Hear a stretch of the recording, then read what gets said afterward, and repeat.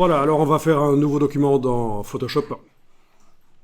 Donc, au niveau du mode colorimétrique, bien sûr, couleur RGB, même si c'est pour l'impression, qui peut le plus, peut le moins, donc il vaut mieux prévoir de le faire dans un espace couleur large, qui permet de mettre des couleurs saturées.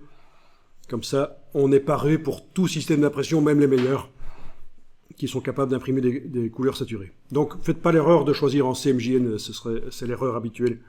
Donc, mais ça, on avait déjà parlé de ça. Au niveau de la résolution en pixels par pouce, vérifiez bien que vous êtes en pouces. On peut mettre le double de ce qui est nécessaire chez un imprimeur, donc 600, comme ça on est vraiment paré pour toute situation aussi.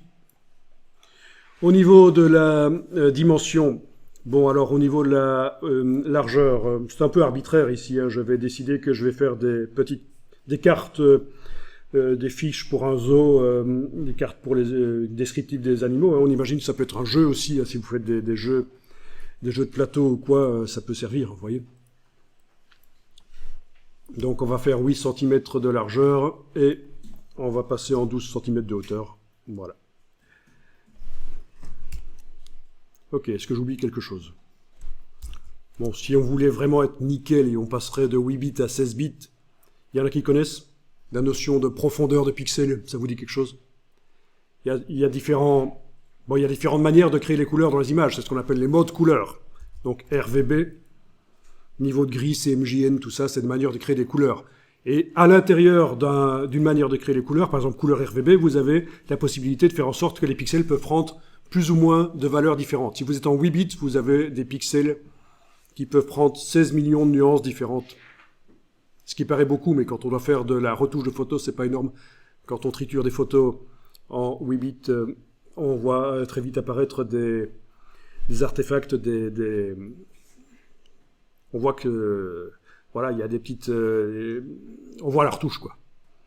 Et 16 bits, c'est des images en milliards de couleurs. Ok? Donc souvent, quand vous faites de la photo, vous allez voir, si vous travaillez dans Lightroom, on vous propose d'exporter l'image vers Photoshop, choisissez 16 bits plutôt que 8. Mais ici, ça va être des images du web, donc elles sont forcément en 8 bits, c'est des images 16 millions de couleurs, voilà. Donc ça veut dire que si on essaye de les retoucher, on va être limité, ça va pas être aussi riche que si on fait une retouche poussée, modifier beaucoup l'image. Et alors vous avez les images 32 bits, là c'est pour les images, les applications scientifiques ou la 3D, donc vous ferez jamais des images 32 bits. Voilà, voilà. Ok, bon, je pense que c'est bon. Voilà, créer.